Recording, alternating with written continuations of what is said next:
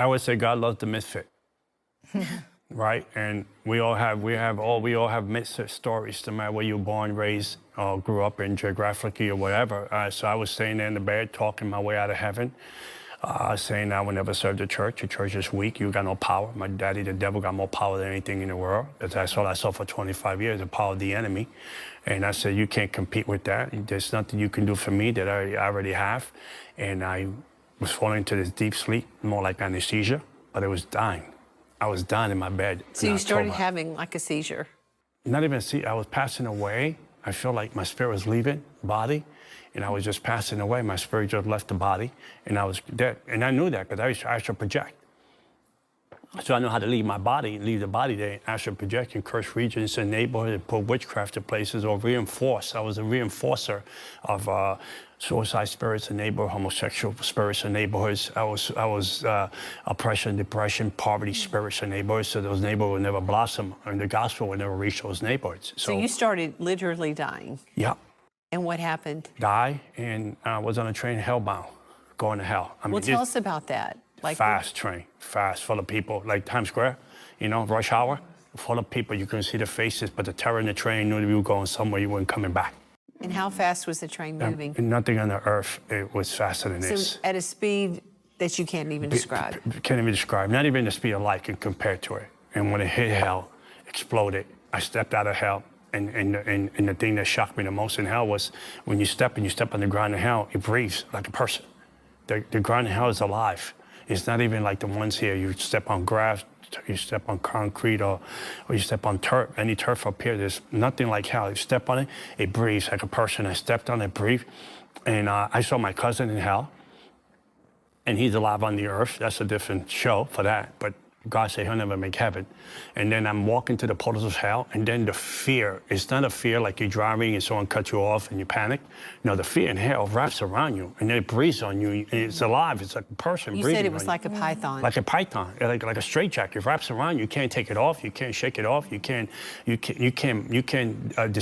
discard it. Had you ever known any kind of fear like that before? Nothing like that. And think about it. I served the devil for 25 years, but that fear in hell was just, it was alive. It was like a person breathing on you, like someone had you like in a bear hug.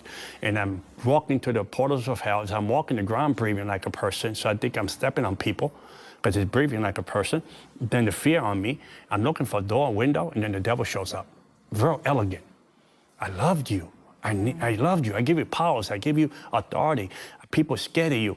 You know all the secrets of my kingdom. You know how I trap culture from different religions and different backgrounds, and I do this. And what, you leaving me? Why would you leave me after I took care of you?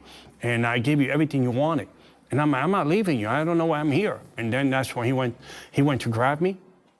He said, as much as it hurt me, the devil can't love you. You made an image of God. That's impossible. So when he went to grab me, the cross of Calvary came out.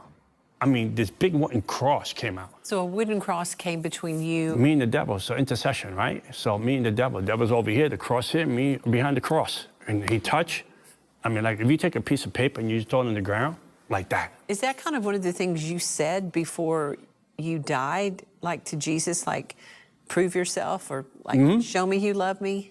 Yep, I said, Lord, if you're bigger than my daddy, the devil, show me tonight or leave me alone. Okay. And God showed up. Okay, so that happened. What did you think when the cross came? Did you understand what that meant? No, I didn't know where it come from. I didn't know what that meant. I was like, what's this wooden cross? It's not like I took it out of my pocket. This thing was big. It's not like I would say, okay, you know what? I got something to fight you with. And then the second time around when the devil showed up, that I ran into deeper parts of hell. Wait, you got to tell what happened to Satan when the cross came between you and him. Oh, he like a rag doll. Like you go, psh, like a rag doll. He contact with the cross. He didn't even know the cross was going to show up. And when he went to grab me, he leaped on me. He touched the cross, hit him. I mean, like if you take a piece of paper and you go like that. I mean, dropped him. I mean, completely. And then I saw that, and I said, oh, it's time to take off. And I took off deeper into the parts of hell. Then I went into this tunnel of hell that was so pitch black, but it was so narrow. I mean, two people couldn't go through. So I'm running through there. And then the devil on the other side came out again, but this time, the wings and the horns, his true identity, and then his body was stained like burns because he fell from grace. He said, I have to kill you, I have to destroy you. It breaks my heart. When he went to grab me again, the cross showed up. And then the thing is, I said, yeah, you're gonna destroy me? I fight you back. Look at these marks. These are my marks right here that I have here, that I sold my soul to the devil. I said, I fight you back with these. He said, stupid, I gave you those. I own you. That's my contract. And then the cross came out again. And he touched the cross and he just melted like nothing. Then I went back into my body like lightning. And I felt like I was in ICU. How did you go back? Because you talked about the It's train. a mystery. So it's like woof. So it was like another supernatural Supernatural speed. moment. Right back into my body. I jumped out of my bed and I looked around my room and it felt like if you're in ICU and try and bring you back to life with paddles, you know, those electric things that go on your chest to, I guess, revive your heart. And I came back to life and I looked around my room and I knew that was it. That was my one and only chance to bend my knee to the cross. What did you say to Jesus? I said, Lord, I ask for forgiveness for all the people I hurt, the witchcraft I did, and for my ignorance that I gave my life 25 years to the devil. And so one of the things you talk about that so many talk about is that you experienced like a liquid love, like you had never felt before. Filled up a love that fills that one void of a little boy that never loved. Pastor passed him by. The father never loved him. My mom loved me in her broken ways, but my heart was filled with that love. It's like everything came into completion. I knew that I was loved. That the man that passed me by when I was 8, it was not important anymore because Jesus showed up and he never passed me by.